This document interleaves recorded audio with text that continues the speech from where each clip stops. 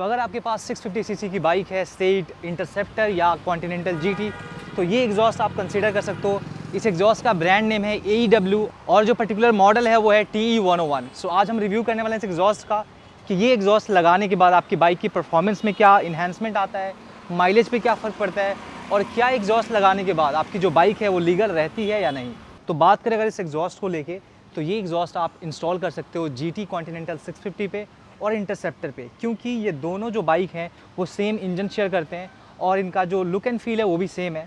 लेकिन पर्टिकुलरली हम बात करेंगे आज इस एग्जॉस्ट के बारे में जो कि है AEW TE101।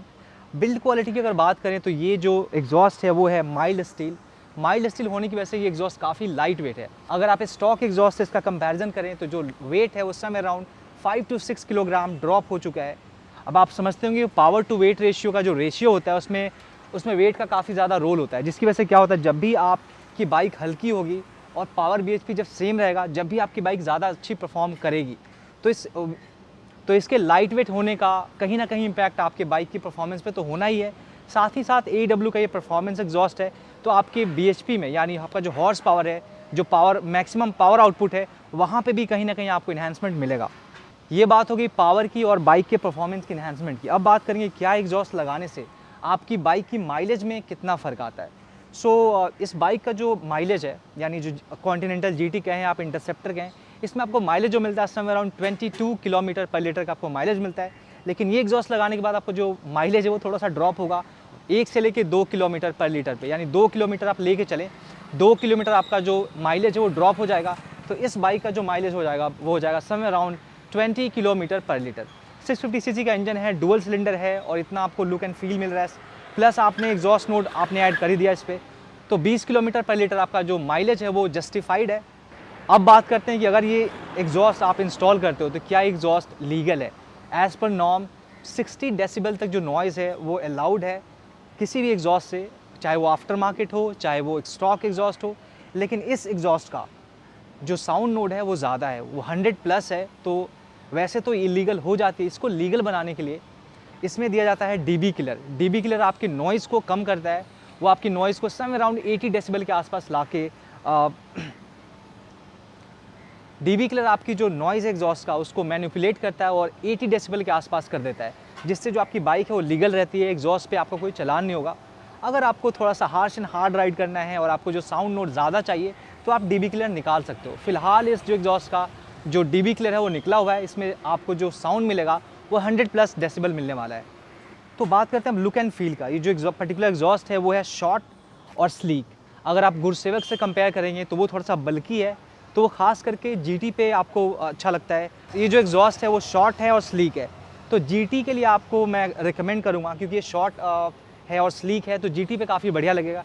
इंटरसेप्टर ऑलरेडी थोड़ी बल्की लगती है, अपने इसका जो हैंडल वो रेज अप है, तो इसमें थोड़ा बल्की एग्जॉस्ट हो तो और अच्छा लग सकता है। वैसे ही आपका पर्सनल चॉइस, अगर आपको वेट रिड्यूस करना है और आपका बजट 18,000-19,000 के आसपास है तो AEW TE101 आपके लिए काफ़ी बढ़िया एग्जॉस्ट है। ये GT पे भी लग जाएगा, आपके इंटरसेप्टर पे भी लग जाएगा, कॉमन है दोनों पे। अब कई बार दिमाग में ये आता है कि अगर आप AEW लें या गुरसेवक लें। Gursevak is more of a bulky exhaust, so अगर आपको बल्की करना है बाइक को पीछे से तो आप गुरसेवक लगाएं। अगर आपको स्लीक एंड शॉर्ट चाहिए तो आप लगा सकते हैं AEW।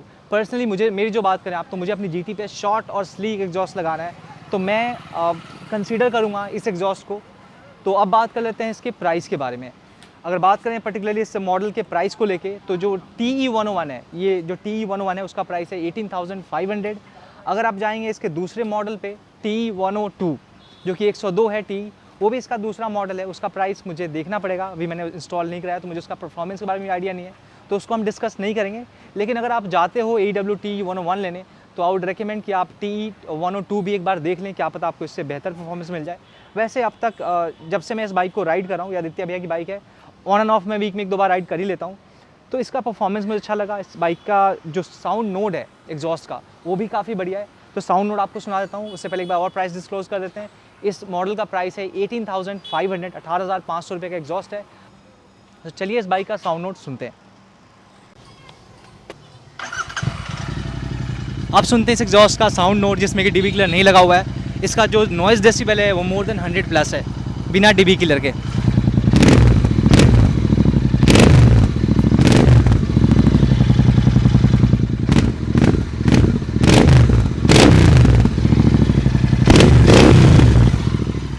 सो आई होप आपको इस बाइक का जो एग्जॉस्ट नोट है वो पसंद आया होगा। बहुत ही स्लीक है, बहुत ही इसमें बेस भी है और सूदिंग साउंड है। ऐसा नहीं कि आपके जो कानों को ये बहुत एनोइंग लगे, बहुत ही स्मूथ है। हाँ, थोड़ा लाउड है क्योंकि मैंने अभी इसमें DB क्लियर निकाल रखा है।